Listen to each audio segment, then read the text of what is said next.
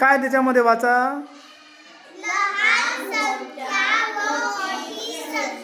बरोबर. तर आपण आज लहान संख्या व मोठी संख्या याविषयी या साहित्याद्वारे शिकणार आहे. हां, तुम्ही बघा साहित्याकडे बघा. हां, तुम्हाला काय कोणकोणते अंक दिसत आहेत ते? 1 2 3 4 5 6 7 8 9 10 11 12.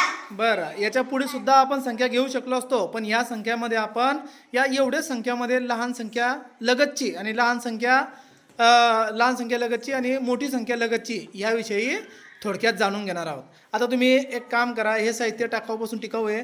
एक आहे ना, एकच्या खाली बोट टाका आणि डावीकडे लोटा. एक कुठे? हां, डावीकडे. साबीरकडे लोट, साबीरकडे. हां, हळूच लोट. किती आले? 0. मग एकच्या लगतची लहान संख्या 0 म्हणजे काहीच नाही. समजलं? बरं, ते बंद कर.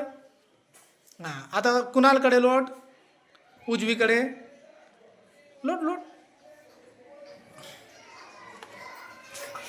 हां, किती आली बघा? 2. म्हणजे एकच्या लगतची कोणती मोठी संख्या? 2. बंद कर.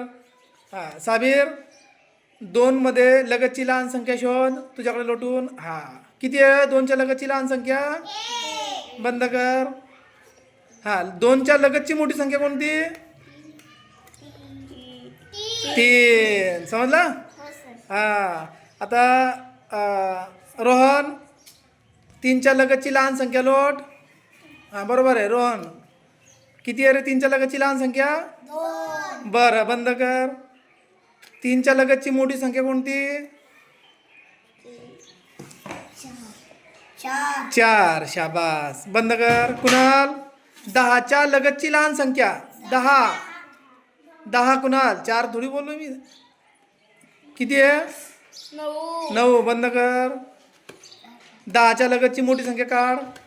11. बरोबर. शाबास. काय? बंद कर. धनराज 9च्या लगतची लहान संख्या कोणती सांग बरं. बोलू नका रे तू, दुसरे कोण. किती आहे? 8. म्हणजे 9च्या लगतची लहान संख्या 8. बंद कर. 9च्या लगतची मोठी संख्या 10. 10. शाबास.